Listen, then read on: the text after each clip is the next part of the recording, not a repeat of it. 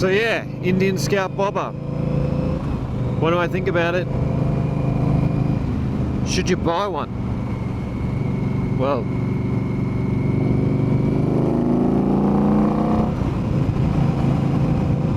watch this and find out.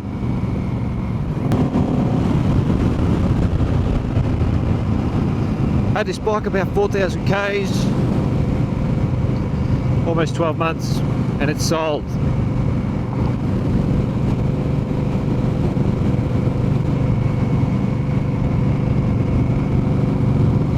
I do like the bike, it's fun, but it's got some flaws that I don't know people really discuss. And I think I'll talk about the negatives first. Because overall the bike is a good bike for what it is for a cruiser, it's good. But the negatives, in my opinion, they're pretty strong too. But this could just be a negative of all cruisers, to be honest with you. The things I don't like about the Scout Bobber: no ground clearance, nothing. Suspension, it's bad. There's no travel, and that is one of the perks of the bike, is there is no travel, because it looks badass. But we're not talking about the positives. I'm just telling you that no suspension travel, that's a downfall, that's a negative.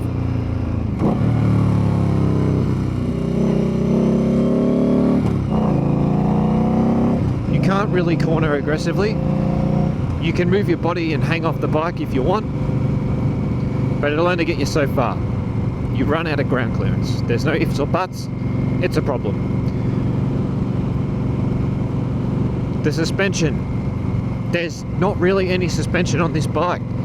Because it's so low, the travel is minimal. You would have to raise the bike to get any kind of decent ride out of this on rough roads. Smooth roads, it's fine, but these little, like, I wouldn't even call them potholes, just the roads here, they suck.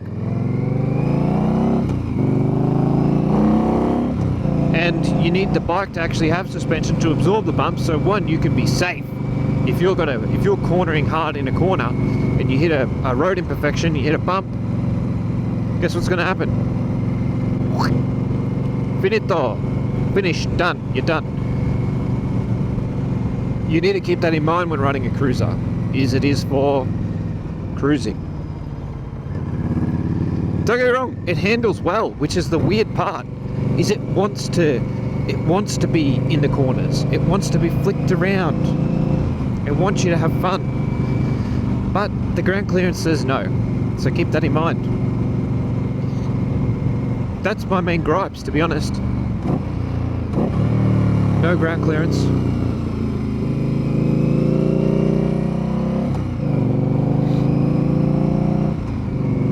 No ground clearance and no suspension travel. That's the issue. And to be honest, they're pretty big issues when you think about it.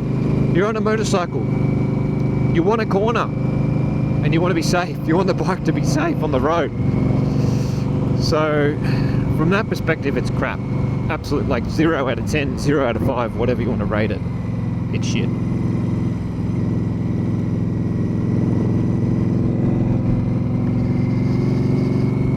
Positives. The bike looks awesome. It's a sweet looking bike. Oh, actually, another negative. The brakes are very average. They are not good. Single disc up front should have been enough for this bike. But they're just meh. You know? Like, it's just an average bike. Average components. Average componentry. But anyway, we'll talk positives. Aesthetics. Beautiful. I love the aesthetic of this bike. That's why I bought it, actually. In short of like wanting to get a cruiser to share some rides with my dad, the aesthetics are awesome. It looks grouse, handles grouse, feels flickable. Look at this. You know, you can throw it around. That's the part that really allured me to this.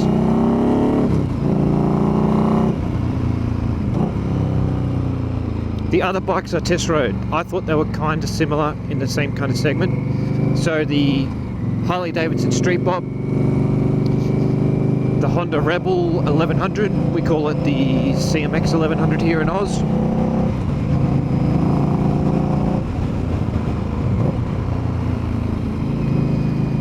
And obviously the Scout. Now, I can do some pretty good comparisons, to be honest, because I remember the ride quite well. The Honda, plenty of power. I love the motor on that bike. Absolutely loved it. Styling, I liked it too. I thought it looked pretty cool.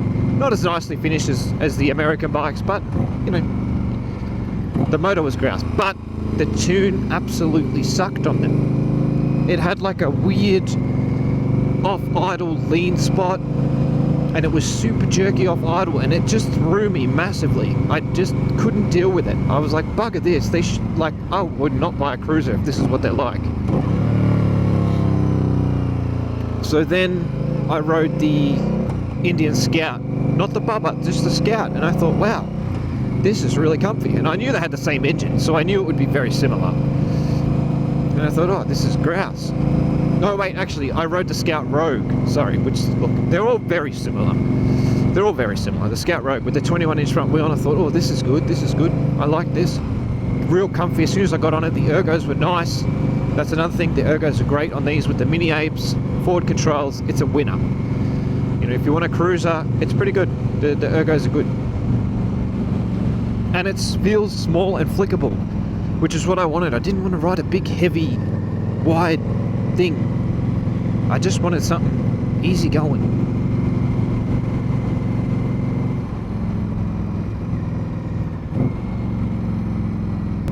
For a first cruise, I just wanted something chill. And this is pretty chill. And if you're coming from sports bikes or dirt bikes, I think you'll honestly be disappointed with the cruisers in stock form for power. I felt this went better than the Street Bob out of the box. People whinge about the torque factor on the Scout. If you're coming from sports bikes and 4-cylinder bikes, I think you'll be happy with the torque. I don't think it's that bad. I think it's okay. You can lug it pretty well. I'm under 80 kilos, between 75 and 80, depending on how much rubbish I've eaten.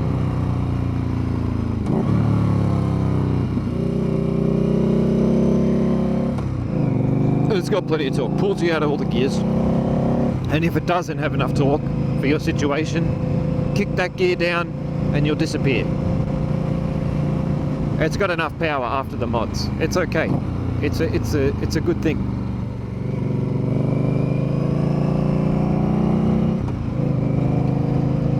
Is it sports bike level of power? No, absolutely not. An R6 will smash it. Any sports bike will probably be faster than this bike. It's got probably about 100 horsepower now after the tune. We'll touch on that in a minute. So yeah. Things I like about it. Flickability, which is a double-edged sword because you got no ground clearance. So yeah, it's very flickable. It feels real confidence inspiring to ride. It makes you want to be a better rider and really get in those corners. And you can power out and it feels good. So yeah, I like the way you can flick it around. It feels light. The engine, I did like the motor. I'm not gonna lie, I like revving it out when you can. It's fun.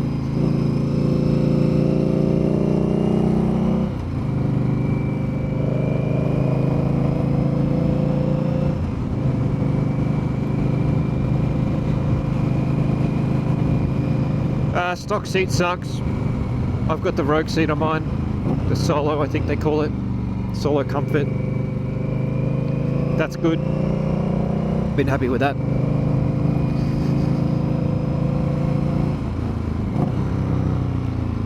Fit and finish, not too bad. Mine actually has a little bit of, looks like factory overspray on the fork, which is a little bit disappointing when I noticed that. Considering these bikes are all meant to be about fit and finish and quality, I thought that was a bit pox.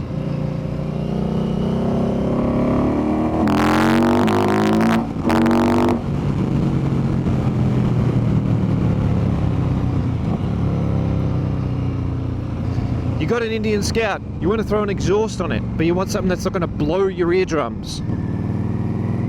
S&S, that's what you want. You want this. You want the S&S exhaust. It's got a baffle in it that you can take out when you want to be stupid loud. And when you just want to ride and not piss the world off, you keep the baffle in and you're good to go. You've got the baffle in now. Enough noise to keep you happy, not enough noise to piss everyone off, but also enough noise to be heard. It's honestly, I think, the perfect level for everyday use. If you just do it on the weekends, you might keep the baffles out, or you might consider another system, but honestly, if you want something that's not too loud and will do the job, get the S&S. You won't be disappointed. It's good. Now, let's talk motor. Out the box, the tune's pretty good. It's not too bad. Like, you can live with it. You don't really have to do anything. You can just ride it. It's a little bit jerky off idle, but nothing crazy. But once you get a tune, it does smooth it right out, and it makes it heaps nicer. Like these off idle transitions just become not annoying. It's nice.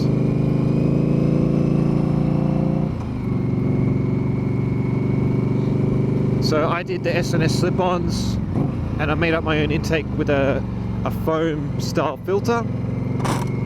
Oop, there's that low ground clearance again. Got to pay attention. So yeah, I made up my own intake. I don't think I'm going to have time to really go into great detail about the intake because I'm selling the bike. I don't have time to go through it and show you, but you'll see what I bought. I'll put a link up and you can have a squiz, see if you like it.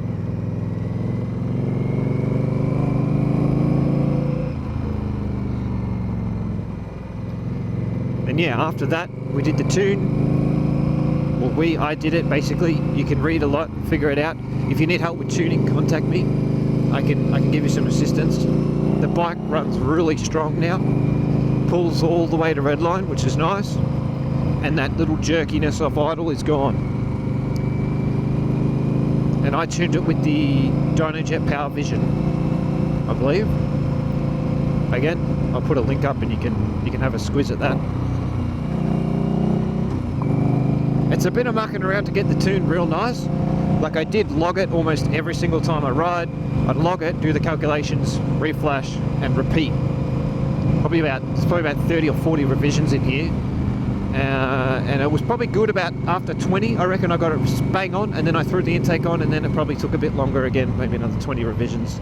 Like, they were short rides, they weren't all long rides. It was just, you know, me whenever I was riding to work or just commuting around or just having a bit of fun. I'd throw the logging on, make an update, change it. You know, and some of my commutes were really short. They might be only 10, 20 minutes, so there's not a lot of data there. But it's enough to make minute changes, and if you're riding to tune, that's normally enough time to tune a particular section.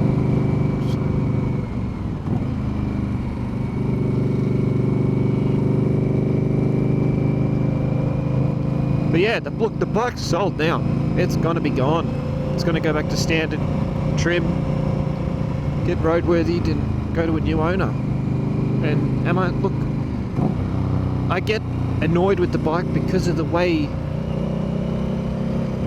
the limitations it forces you to have with cornering. I get annoyed at that. But when you corner within the bike's capacity, it feels real nice. Like, you feel really good in the corners. When you know, alright, I got to downshift, I got to use the engine brakes, be smooth. It is rewarding to do that. This will be a scrape, I think. Yep, there we go. So it's rewarding when you do that, or when you're just on the tip of scraping and you've got a bit of pace in the corner. That's really cool. I like that. That's really fun. But if you want to start going a bit harder, you're going to find limitations. You're going to find them quick.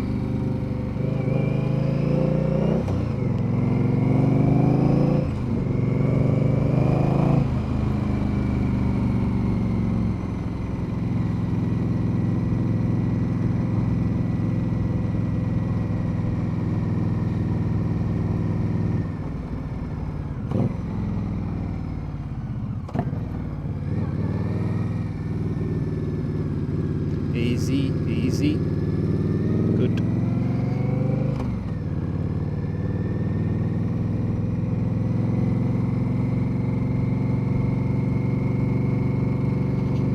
yeah, look, if you like the look of these bikes, get it. You obviously want a cruiser.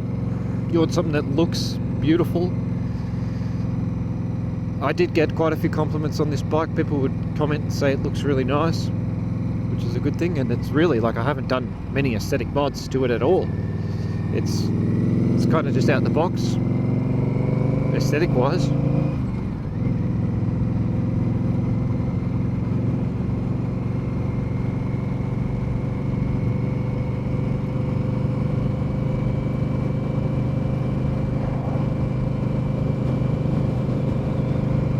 Cruise as well. I like commuting on this bike as well. Commuting was really good. Again, the lane splitting, you can do it so well on this. You can get in there. It's low to the ground. You're not too bad because we've got a lot of high cars here. People have four-wheel drives, SUVs, lifted stuff.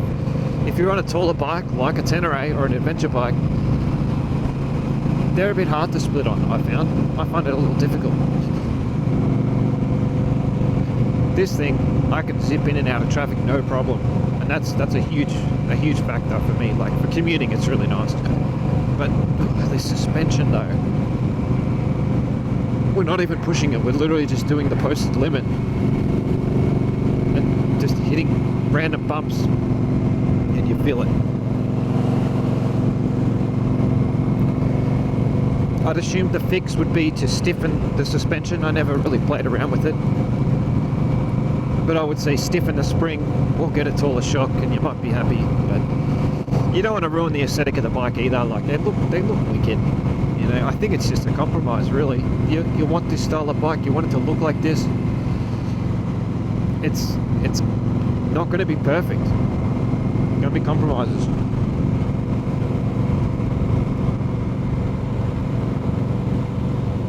There's going to be compromises.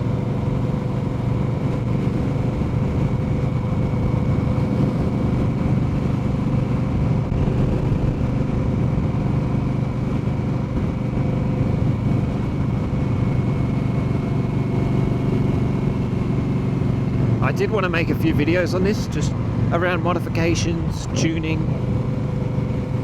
some nice scenic rides through the mountains on a nice day. I think would be a nice video, just to chill back and relax, enjoy the sounds of the exhaust and the sounds of the scrapes. And that's not even, I could have chosen a better line. Again, it is a riding technique too. I think you can be quick on a cruiser if you pick good lines and you stick to, if you know the roads, you can stick to the spots where they're pretty smooth. You can still be quick, but the suspension won't save you. It won't save you from the nasties on the road.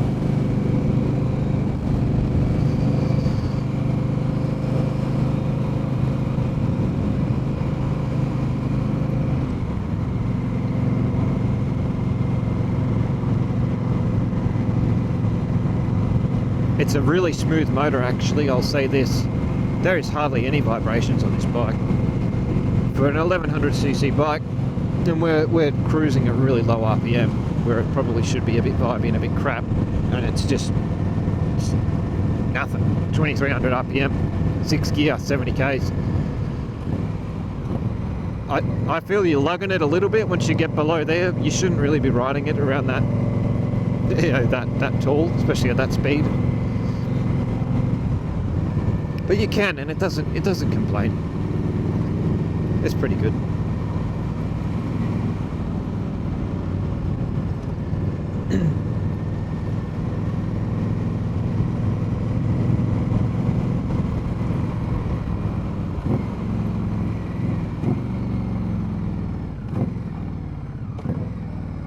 Yeah, the brakes do you no favours.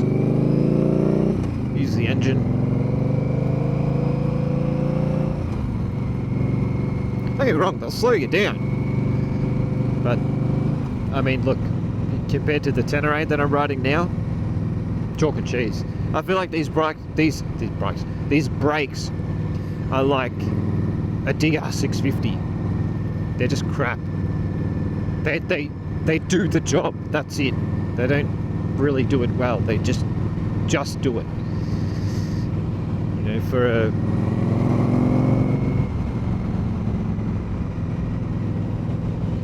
for a $20,000 bike, I would have thought the brakes would be better. And that's probably my main gripe with all these Harley bikes and all these cruisers, is they're not cheap, and everything you do to it is not cheap. And it doesn't really, like, they're terrible value for money. Like, if you've only ridden cruisers, I say this as, like, you know, Yummy Noob, he's like, man, if you've only ridden cruisers, ride other bikes. Ride other bikes. If you've only ridden cruisers, ride other bikes. There's a whole world out there of bikes that are just better than a cruiser. Maybe not better aesthetically and for street rep, street cred, but just generally better. This light is notorious for never letting me through, so I'm going to go the long way around.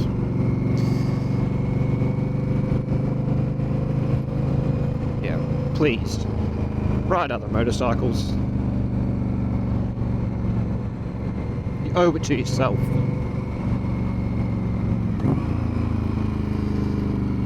Look, a corner. We're going to go around the roundabout. Scrape me boot there.